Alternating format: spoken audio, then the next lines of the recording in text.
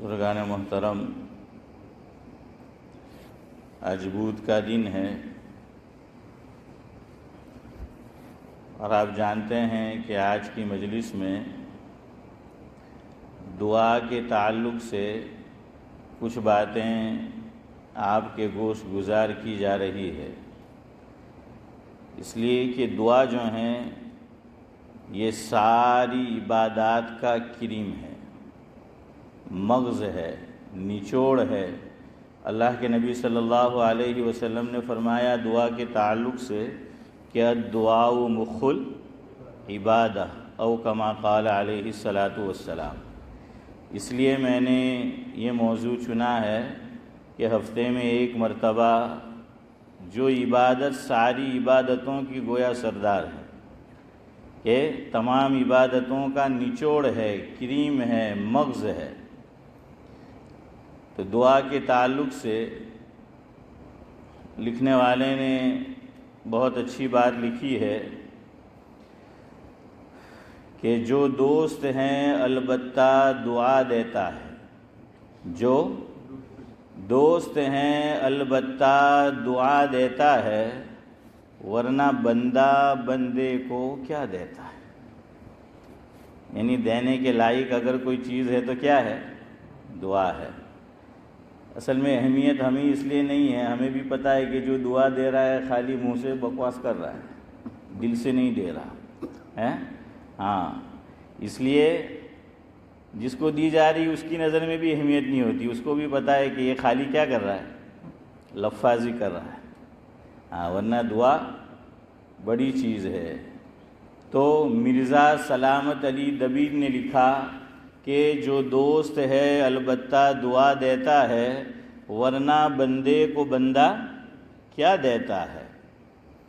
ہر شے کا ید اللہ سے سائل ہو دبیر، شے یعنی چیز، وہ یہ کہتے ہیں کہ ہر چیز اللہ سے مانگو جو مانگنا ہے، کہ ہر شے کا ید اللہ سے سائل ہو دبیر، سب کچھ اس ہاتھ سے خدا دیتا ہے۔ تو جو دوست ہے البتہ دعا دیتا ہے، ورنہ بندے کو بندہ کیا دیتا ہے۔ دوسرا، اللہ سے مانگو تو فقیر بن کر مانگو، محتاج بن کر، اور محتاج بھی کیسا؟ سراپا فقیر، سراپا محتاج، سر کے بال سے لے کر پاؤں کے ناخن تک باڈی اس بات کی گواہی دیتی ہو کہ یہ بندہ اللہ تعالیٰ کے سامنے محتاج بن کے مانگ رہا ہے۔ ہاں، تو فقیر بن کر مانگو۔ تو حمید آدم نے لکھا کہ وہ جو تیرے فقیر ہوتے ہیں، کہ وہ جو تیرے فقیر ہوتے ہیں، آدمی بے نظیر ہوتے ہیں۔ دیکھنے والا ایک نہیں ملتا، دیکھنے والا ایک نہیں ملتا، آنکھ والے کثیر ہوتے ہیں۔ خوشی بھی عجب شے ہے لیکن، خوشی بھی عجب شے ہے لیکن، غم بڑے دل پذیر ہوتے ہیں۔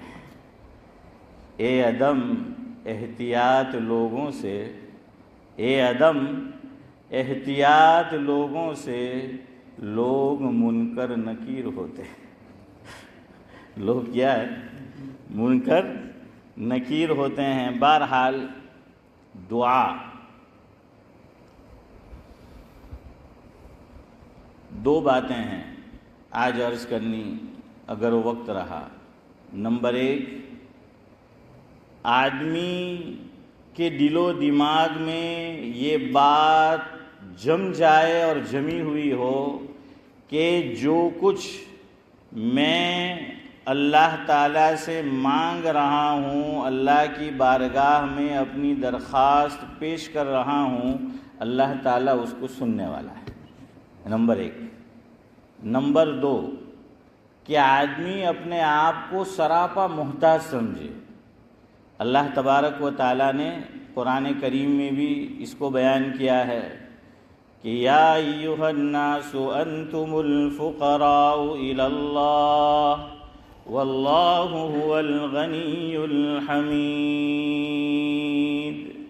ہاں، لیکن قرآن کریم نے ایک اور بات بیان کی ہے.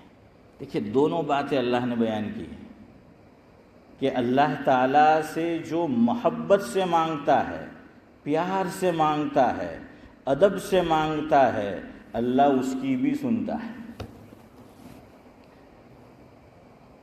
اور جو اللہ تعالیٰ کی شان میں گستاخی کرتا ہے تو اللہ تبارک و تعالیٰ سے یوں نہ سمجھے گستاخی کرنے والا کہ میری یہ بکواس کو اللہ سن نہیں رہا، اللہ اس کی بکواس کو بھی سنتا ہے. اور اللہ تعالیٰ نے دونوں باتیں قرآن کریم میں بیان کی.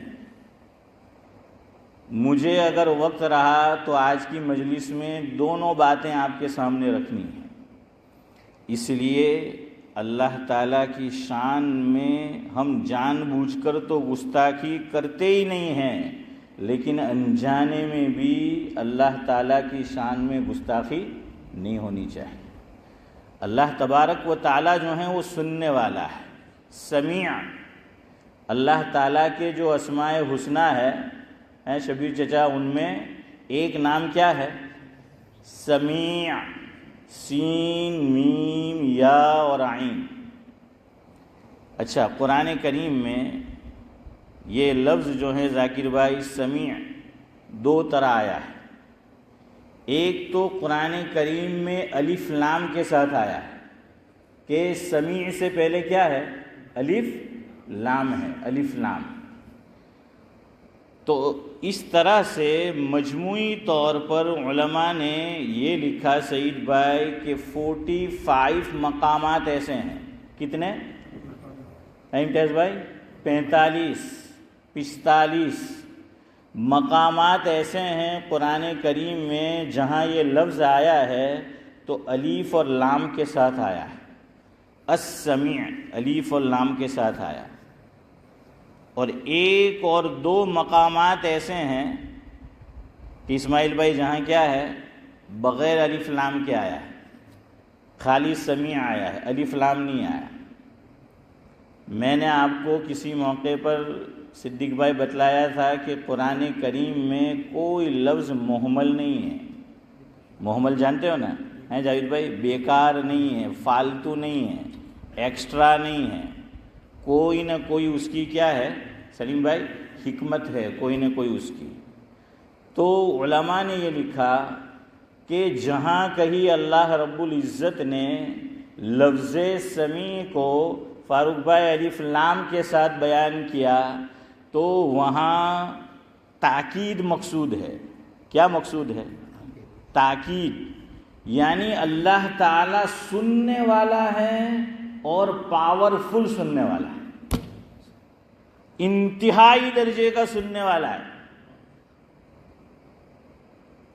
اسی لیے تو قرآن کریم اشارہ کرتا ہے. جلیل القدر پیغمبر گزرے ہیں سراج بھائی جن کا نام ہے حضرت یونس علیہ السلام. مچھلی والے بھی کہتے ہیں ان کو. چودھری صاحب کیا کہتے ہیں؟ وَظَنُّونِ إِذْ ذَهَبَ، مچھلی والے. تو حضرت یونس علیہ السلام کو نورانی بھائی کس نے نگل لیا تھا؟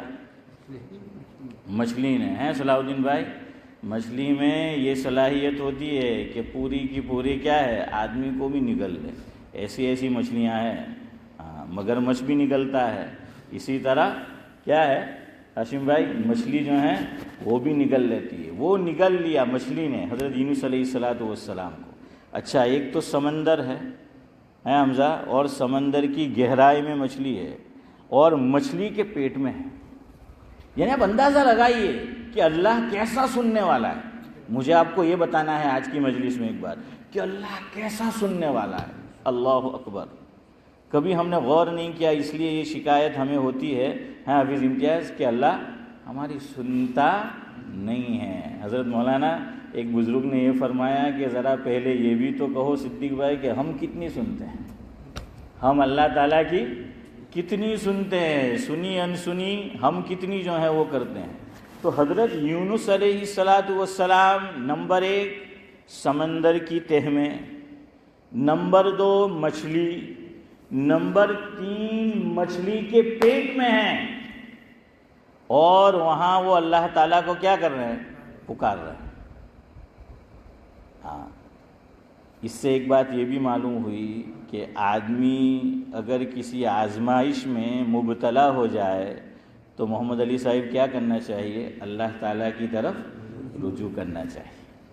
آج ہی کسی نے میرے اوپر ایک چیز بھیجی بہت اچھی، قرآن کریم کی 2 آیتیں کہہ لیجئے یا ایک ٹکڑا اس کا دوسری آیت کا، تو کہاں کہ اللہ تعالیٰ ایک مقام پر فرماتے ہیں فَأَيْنَ تَذْهَبُونَ، قرآن کہہ رہا ہے، اللہ فرماتے ہیں انسانوں سے، مجھ سے اور آپ سے صدیق بھائی، کہ فَأَيْنَ تَذْهَبُونَ، تم کہاں جا رہے ہو؟ میرا در چھوڑ کر تم کہاں جا رہے ہو؟ تو اللہ کیا کرنا ہے؟ کیا کریں ہم؟ تو اللہ نے فرمایا فَفِرُّوا إِلَى اللَّهِ، کیا کرو؟ فَفِرُّوا، جاوید بھائی، إِلَى اللَّهِ، فَفِرُّوا إِلَى اللَّهِ، اللہ فرماتے ہیں میری طرف بھاگو۔ کس کی طرف بھاگو؟ میری طرف جو ہے بھاگو۔ اور شیطان ہمارے دل میں الٹی پٹی پڑھاتا ہے۔ جو نمازی ہوتا ہے 5 وقتہ نماز پڑھتا ہے، شبیر چچا، جب وہ آزمائش میں مبتلا ہوتا ہے تو کیا کہتا ہے پتہ ہے؟ تو کہ میں تو اللہ تعالیٰ نے کوئی نافرمانی تو کروں نہیں، 5 ٹائم ہی نماز ہے فاروق بھائی، پڑھو تے ہو پاچی پہلی صف میں گے، تکبیر تحریمانہ ہاتھیں ہیں گے، پچھی اللہ تعالیٰ ان کے مارا پر آوا حالت لاویں گے، پچھی اللہ ہماری آزمائش کرے، ہاں پچھی اللہ ہماری آزمائش۔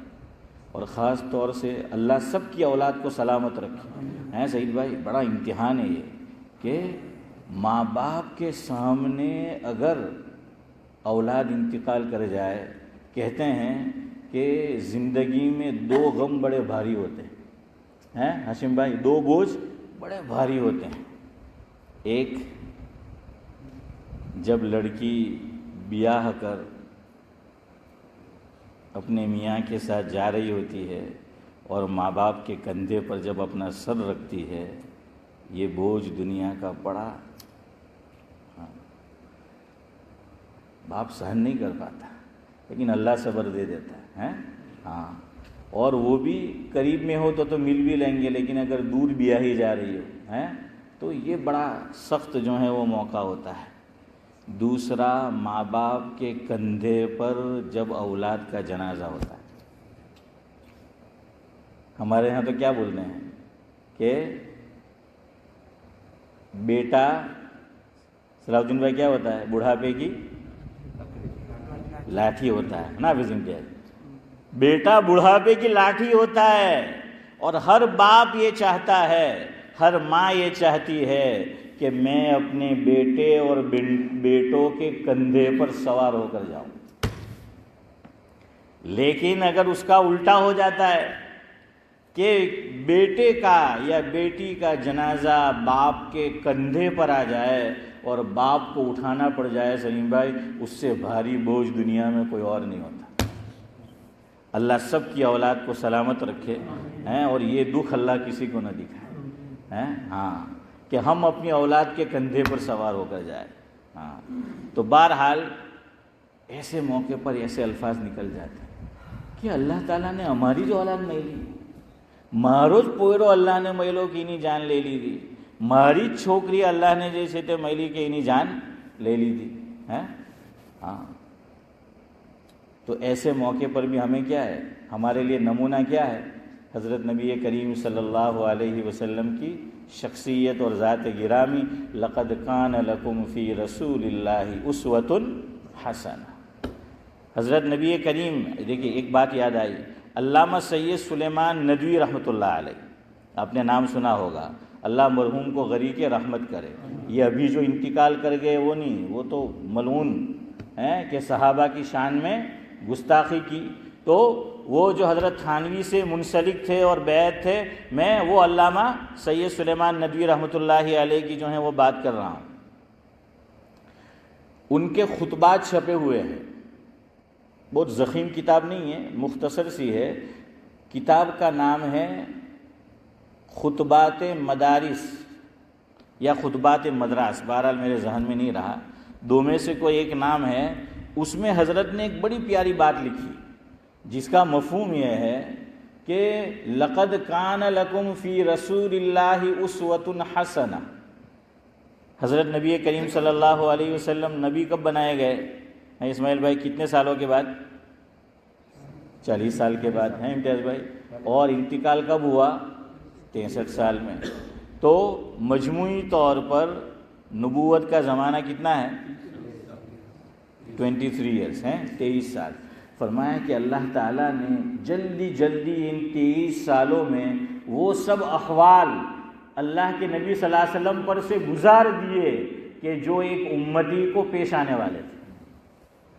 ہاں، کچھ چیزیں تو ایسی ہے کہ نبوت اس کی متحمل نہیں ہوتی، وہ صحابہ پر سے گزارے گئے، لیکن جو نبوت جس کی متحمل ہے تو نبوت پر سے گزارے گئے جلدی جلدی۔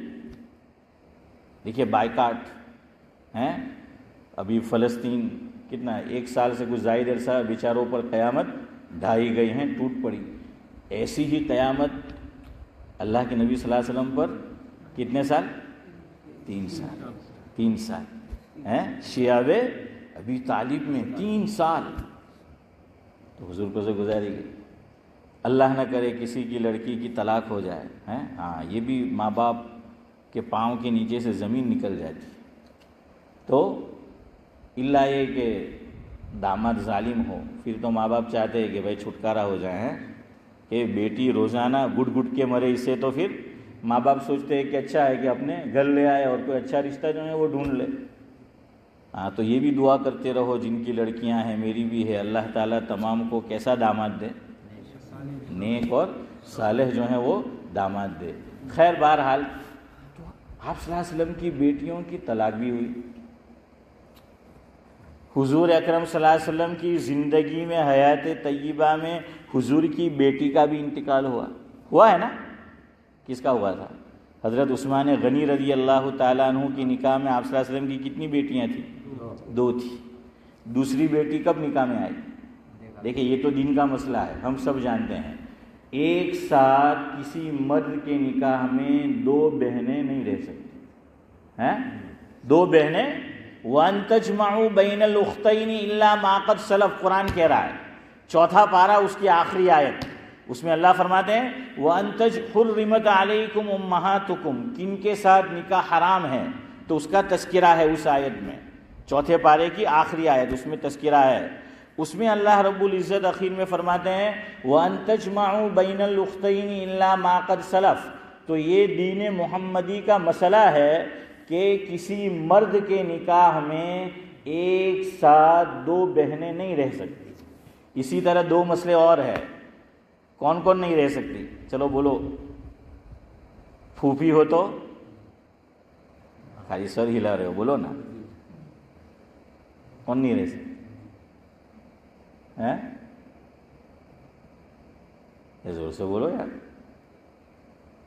بھتیجی ہیں، ہاں، وہ ایک ساتھ وہ نکاح میں وہ نہیں رہ سکتے۔ تو خیر اور بھی کچھ مسائل ہے کہ وہ ساتھ میں نہیں رکھ سکتے۔ تو میں یہ بتا رہا تھا کہ اللہ کے نبی صلی اللہ علیہ وسلم پر یہ وقت بھی آیا کہ ان کی بیاہی گئی بیٹی شادی شدہ، ان کا حضرت کے سامنے کیا ہوا؟ انتقال ہوا، طلاق بھی ہوئی اور انتقال بھی جو ہے ہوا، بائیکاٹ جو ہیں وہ بھی ہوا۔ خیر بہرحال وقت اس میں گزر جائے گا، تو وہ سب مثالیں علامہ سید سلیمان ندوی رحمۃ اللہ علیہ نے کیا ہے دی ہے۔ تو حضور صلی اللہ علیہ وسلم کا اسوہ میرے اور آپ کے سامنے ہے کہ اگر کسی کی اولاد کا انتقال ہو جائے، بیٹا انتقال کر جائے، اور یہاں ایک بات یاد رکھے، میں نے کہا نا کہ اللہ کسی کی آزمائش نہ کرے، ہیں سب کی اولاد کو آمین کہہ دو، اللہ سلامت رکھے۔ لیکن دیکھیے اللہ تعالیٰ جب پریکشا، امتحان، آزمائش کیا ہے چودھری صاحب سخت لیتا ہے بظاہر، تو اس کا ریوارڈ جو ہوتا ہے، اس کا ثواب جو ہوتا ہے، وہ بھی اللہ پھر ویسا ہی دیتا ہے۔ حضرت شیخ الحدیث مولانا محمد زکریا صاحب نور اللہ مرقدہ نے لکھا ہے، یا کہہ لیجئے کہ حضرت کے کا ملفوظ ہے، جس کا مفہوم اور خلاصہ یہ ہے کہ 3 نیکیاں ایسی ہے جو اللہ تعالیٰ کی بارگاہ میں قبول ہوتی ہی ہوتی ہے. 3 نیکیاں وہ ایسی ہے کہ وہ قبول ہی قبول ہے اللہ تعالیٰ کے یہاں. باقی ابھی میں نے اور آپ نے جو نماز ادا کی ہے تو میں اور آپ یہ گارنٹی دے سکتے ہیں کہ میری اور آپ کی نماز قبول ہو گئی؟ دے سکتے ہیں؟ نہیں دے سکتے. نہ امام دے سکتا ہے نہ مقتدی دے سکتا ہے, کوئی نہیں دے. ہاں اللہ تعالیٰ سے امید رکھنی ہے ہاں کہ امید اچھی رکھنی ہے کہ اللہ تعالیٰ کیا ہے وہ قبول کرے گا. جب اس نے اپنے در پر بلایا ہے, ہاں یوں سوچنے کا ہے حمزہ کہ جب اللہ تعالیٰ نے اپنے در پہ نورانی بھائی بلایا ہے اور نورانی عبادت ہم سے کروائی ہے تو اللہ اس کو کیا کرے گا؟ قبول بھی کرے گا. علماء یوں کہتے ہیں, یوں لکھتے ہیں کہ میں اور آپ بھی انسانوں کی حفظ امتیاز فطرت ہے. ایک تو بن بلائے مہمان آ جائے الگ بات ہے, ورنہ سلیم بھائی ہم اپنے گھر کس کو بلاتے ہیں؟ جس کو لائک کرتے اس کو بلاتے ہیں کہ جس کو لائک نہیں کرتے اس کو بلاتے ہیں؟ ہاشم بھائی کس کو بلاتے ہیں؟ ارے جس کو لائک نہیں کرتے. انگلینڈ والا تو بہت ہوشیار ہیں, પોતાના દરવાજાના અંદર નલ્લું સુરાખ રાખેલું હોલ તો અંદરથી એમ કરીને જોઈ લે હા કે હવે એક્સેસ દેવા જેવો છે કે નહીં.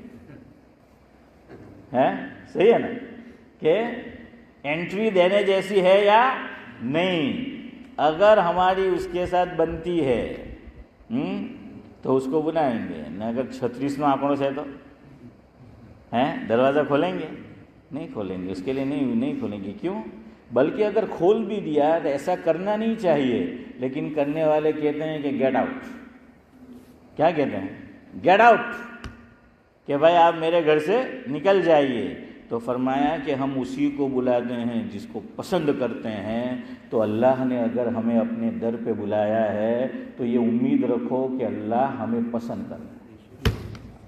ورنہ اذان یہاں کی بات نہیں کر رہا ہوں, انڈیا میں, پاکستان, بنگلہ دیش میں سب سنتے ہیں, لیکن کتنے لوگ آتے ہیں؟ جس کو اللہ توفیق دیتا ہے وہی آتے ہیں نا, ورنہ نہیں آتا. آدمی مسجد کے پاس سے گزر جاتا ہے, مسجد میں داخل نہیں ہوتا. مسجد کے پڑوس میں آدمی رہتا ہے اور مسجد میں داخل نہیں ہوتا.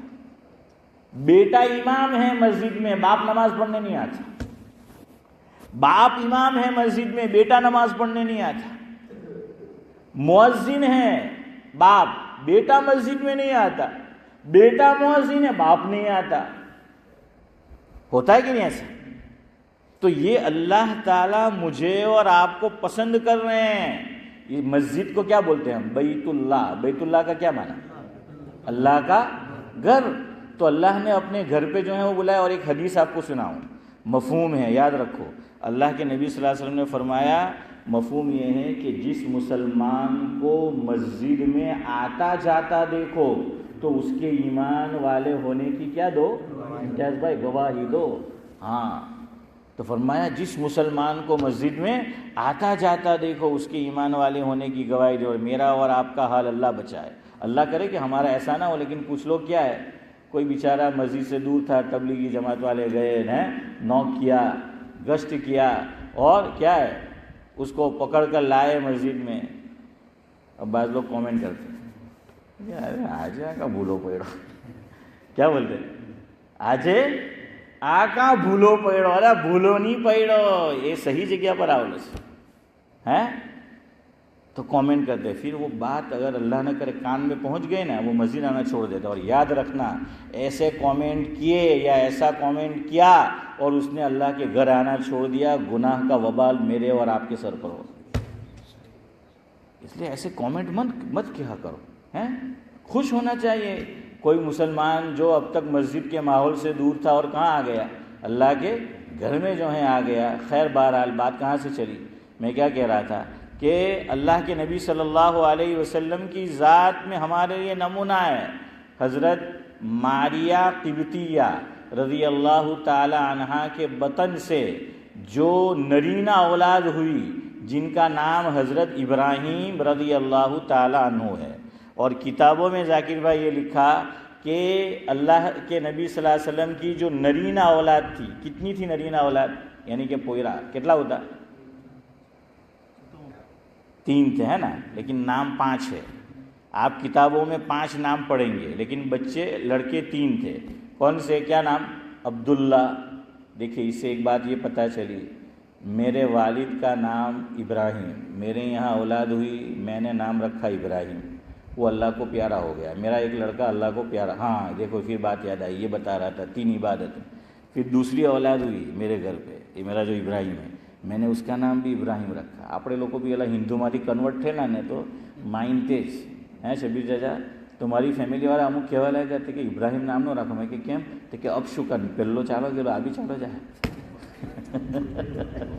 હે ફારૂક ભાઈ, પહેલો ચાલો ગયેલો चौधरी साहब अशरफ भाई क्या है, ये भी चला जाएगा। नहीं, ये अल्लाह ताला के जो है वो हाथ में है।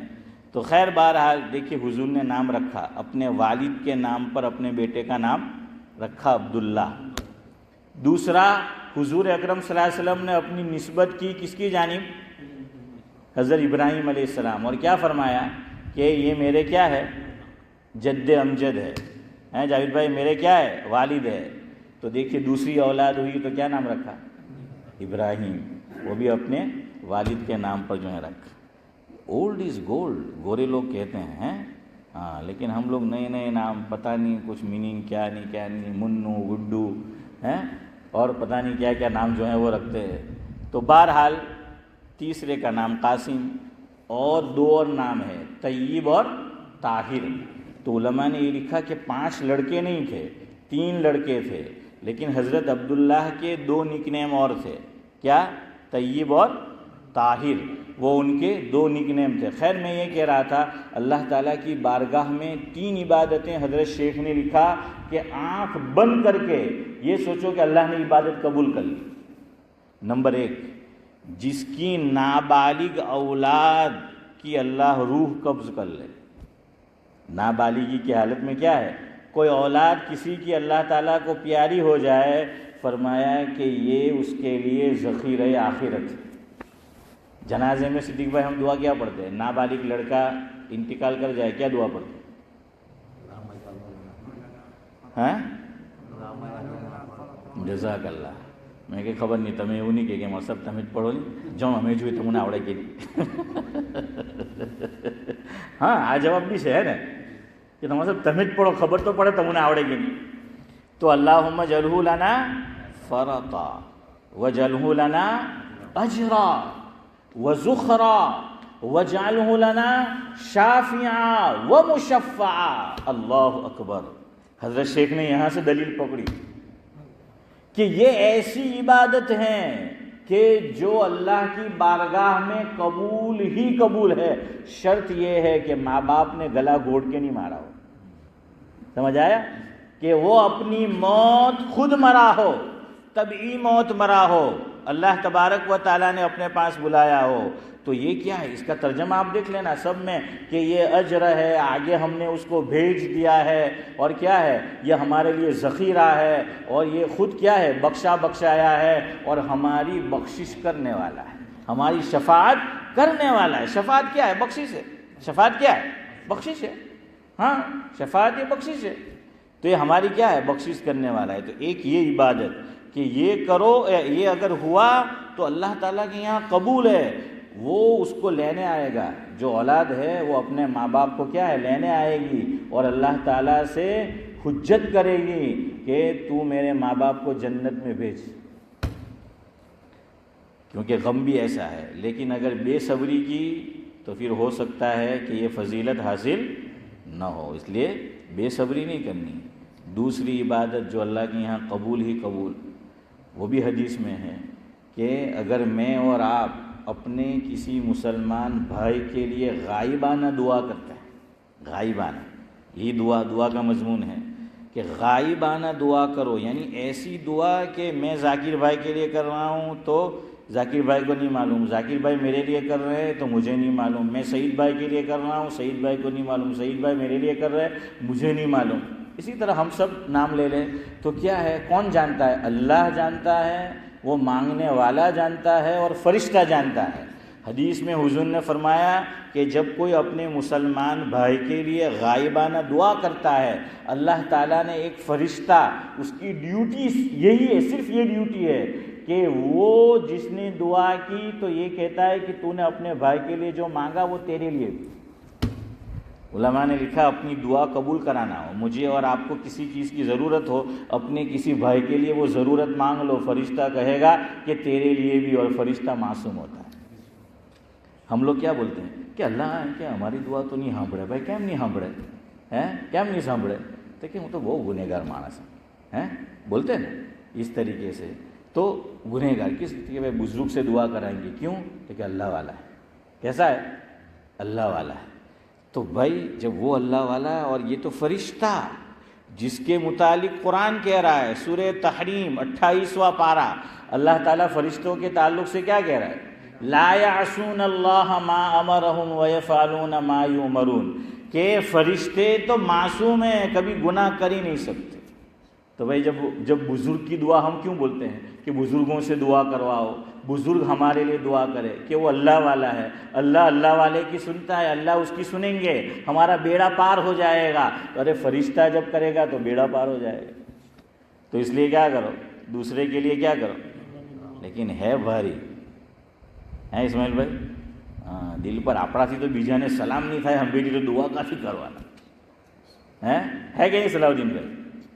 صلاحیت چاہیے، کریں گے، وقت ہو گیا، 5 منٹ ہے ہماری۔ આપણે બી તમે લોકો મૌલિક ઇકબાલ ચિલ્લો લગાવે તો મેં રોજ બયાનનો ચિલ્લો લગાવું, 40 થાય એટલે સલાઉદ્દીનભાઈ પૂરો આપણો ચિલ્લો। તો બહરહાલ کیا ہے کہ یہ تیسرا عمل، جو بھی دعا مانگو شروع میں بھی درود اخیر میں بھی درود، یہ دعا اللہ تعالیٰ سے قبول کروانے کا عمل ہے۔ اچھا شروع کا مطلب یہ نہیں، دیکھیے یہ بھی غلط ہے، علماء نے لکھا، بعض لوگ دعا کیا کرتے ہیں، ایون علماء بعض بیان کریں گے اور بیان کے بعد کیا کہیں گے، سلیم بھائی چلو ہم کے دعا کرتے درود شریف پڑھو اللہم صلی، غلط ہے یہ بھائی۔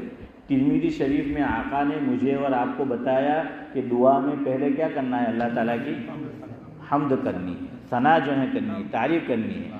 تو یہ تعریف کرنی ہے، تو بعض علماء بھی کہ چلو درود شریف پڑھو اللہم صلی علی محمد، یہ غلط ہے بھائی، حضور نے خود سکھایا ہے۔ تو پہلے کیا کرو، اللہ تعالیٰ کی تعریف کرو، پھر درود پڑھو۔ دوسرا علماء نے یہ لکھا ہے کہ صرف شروع میں درود شریف نہیں، اخیر میں بھی درود پڑھو۔ اس کی مثال ہمارے حضرت مولانا احمد اللہ صاحب راندیری رحمۃ اللہ علیہ یوں دیا کرتے تھے، ذرا پرانے زمانے میں سعید بھائی ذرا پیچھے چلے جاؤ، یہ میں نے بھی دیکھا ہے، اب تو نہیں ہے۔ دیکھیے اس ملک میں بھی میں جب آیا اس وقت بھی تھا کہ ہائی اسٹریٹ میں اور دوسری جگہ لوگ وہ چھوٹا سا گلہ لے کر بیٹھ کے کیا بیچتے تھے، کارڈ ہے نا، انڈیا فون کرنے کے لیے وہ کیا بولتے تھے، فون کارڈ، ہاں وہ بیچتے تھے۔ تو اس طرح بچپن میں نے دیکھا ہے امتیاز بھائی کے نوساری میں اور ہمارا حنیف بھائی نہیں ہے ان کے صورت میں، کہ وہ چھوٹا سا گلہ لے کر بیٹھا ہوتا، اس پر لکھا ہوتا تھا فاٹیلی نوٹونا لینار۔ کیا لکھا ہوتا تھا؟ فاٹیلی نوٹونا لینار۔ تو کچھ لوگ کیا کرتے تھے کہ وہاں جاتے تھے، آپ 10 کی نوٹ دیں گے تو وہ کتنا دے گا، 8 دے گا، 9 دے گا، بہرحال کچھ کم دے گا، اور وہ پھٹی ہوئی نوٹ کیا ہے لے لیتا تھا۔ ہاں کچھ لوگ بڑے ہوشیار ہیں، وہ کہتے کہ بھائی کیوں اس میں گھاٹا ہو، تو وہ بینک کے اندر پیسے رکھنے جاتے تھے، 1000 رکھنے، 10,000 کی ٹھپی ہے تو اوپر کڑکڑ دینے، نیچے کڑکڑ دینے، وچ میں پھاٹے رکھتے تھے نا، وہ رکھ دیتے تھے۔ وہ جو کیشیئر ہوتا تھا بینک میں، وہ شروع میں دیکھے گا، نیچے دیکھے گا کہ نہیں بدو برابر سے، اور پھر وہ رکھ دیتا تھا، تو پھٹیلی نوٹ چلی گئی۔ حضرت فرماتے ہیں درود شریف کی مثال دعا میں ایسی ہی ہے، شروع میں درود پڑھ لو کڑکڑتی نوٹ، اخیر میں درود پڑھ لو دعا کی کڑکڑتی نوٹ، درمیان میں میری اور آپ کی دعا پھاٹیلی ہے۔ یہ میری بات نہیں ہے، علامہ احمد اللہ صاحب راندیری رحمۃ اللہ علیہ کی، کہ ہماری دعا کی مثال اور حیثیت گویا کیسی ہے، پھٹی ہوئی۔ تو اوپر ہم نے کیا کر دیا، کڑکڑتی ہیں کہ ککڑتی ہوں گے، ہاں تے آپ انہیں عید پر ملتی تھے، موٹا تھیا تو سعید بھائی ایک نقصان ہے، کوئی عید نہیں آپ تو بہرحال کیا ہے کہ وہ ہے۔ تو درمیان میں یہ ہماری دعا تو اللہ تعالیٰ کے یہاں کیا ہو جائے گی، قبول ہو جائے گی۔ تو دعا کا ہی مضمون چل رہا تھا، اسی پہ ختم کرتے ہیں۔ تو آج سے یہ معمول بناؤ کہ دعا کے شروع میں بھی، یعنی اللہ کی حمد و ثنا کے بعد درود اور پھر ہماری دعا، اور اس کی مثال نماز میں موجود ہے۔ التحیات کیا ہے، اللہ کی ثنا ہے، پھر کیا پڑھتے ہیں، درود شریف، آقا پہ درود ہے، پھر کیا ہے، اللہم انی ظلمت دعا ہے، اخیر میں بھی جو ہے وہ پھر پڑھ دینی۔ اچھا، بعض علماء نے لکھا کہ یوں کرو درمیان میں بھی پڑھ دو تاکہ ہر جگہ کیا نظر آئے، درود ہی درود۔ تمہیں انڈیا میں چلا جاؤ تو بدھ نریندر موڈی دیکھائی ہیں کہ ہر جگہ جائے تو کیا ہے، اسی کے پوسٹر ہی پوسٹر، تو بھائی یہاں بھی کیا نظر آئے، درود ہی درود جو ہے وہ نظر آ جائے اس میں۔ اچھا، حدیث میں ایک اور بات ہے، یہ حدیث کی بات ہے، تو اخیر میں ایک کام اور کر لو، ہم لوگ نہیں کرتے یہ۔ ہم لوگ جب دعا کرتے ہیں سبحان ربک رب العزت عما یصفون وسلام علی المرسلین والحمد للہ رب العالمین برحمتک ربنا تقبل منا انک انت السمیع العلیم وتب علینا یا مولانا انک انت التواب الرحیم، بارک سمیعنا واطعنا غفرانک ربنا والیک المصیر برحمتک یا ارحم الراحمین۔ علماء نے کہا کہ نہیں، حدیث میں ایک بات آئی ہے، اللہ کے نبی صلی اللہ علیہ وسلم نے فرمایا، مفہوم ہے دعا کے آخر میں آمین کہو، دعا کے آخر میں کیا کہو، آمین کہو۔ حضور نے اس کی مثال یہ دی حدیث میں، مفہوم یہ ہے کہ آمین کی مثال دعا میں مہر کی ہے۔ کس کی ہے؟ مہر کی ہے۔ اب جس پہ مہر لگا ہو تو کیا ہے، وہ جہاں پہنچائیں، اس چیز کو جہاں پہنچنا چاہیے پہنچ جاتی ہے نا، اور اگر مہر نہ ہو تو نہیں جاتی ہے نا۔ تو فرمایا کہ آخر میں کیا کر دو، آمین کہہ دو، تو یاد رہے گا۔ جلدی جلدی بولو، دعا آغاز کہاں سے کرنا ہے، حمد و ثنا سے، پھر درود شریف، پھر گڑبڑ کر دی نا آپ نے، نہیں یار، درود پھر آمین ہیں، اور پھر برحمتک یا ارحم الراحمین، اور اپنے بھائیوں کے لیے غائبانہ دعا۔ ہمیں دیکھیے جو کرنا چاہیے وہ نہیں کرتے، غائبانہ برائی سب کرتے ہیں۔ ہاں، આપણે લોકો અજીબ કોમ હે, દૂરથી આવતો હોય એની હબ્બર બુરાઈ કરે, આવો છે તેવો છે ફલાણો છે, અંબે આવે, અલા યાર બહુ વરસ જીવાનો એમ કે સિદ્દીકભાઈ, એમ કેમ હમણે તને યાદ કરતા હોતા એમ કે તને તું એમ કે આવી ગયો એમ કે ہیں۔ ہمارے حضرت فرماتے تھے جب قریب میں آ جائے گا تو سعید بھائی اتنی میٹھی میٹھی بات کریں گے۔ ہمارے حضرت ڈھابیل میں پڑھایا ہے مولانا ابرار صاحب دودھیوی رحمۃ اللہ علیہ، فرماتے تھے وہ قریب میں شوگر فیکٹری، آپ کی تو چلتھان ہے، ہماری مرولی ہے، تو کہاں کہ بعض لوگ منافقت ایسی کہ ہماری پیٹھ پیچھے ہماری برائی، اور جب سامنے آئیں گے تو اتنے میٹھے کہ ایسا لگتا ہے کہ مرولی کی پوری شوگر فیکٹری اس کے گلے میں اتر آئی ہے۔ تو اللہ ہمیں ایسا نہ بنائے۔ سبحان اللہ بحمدہ، سبحانک اللہم و بحمدک۔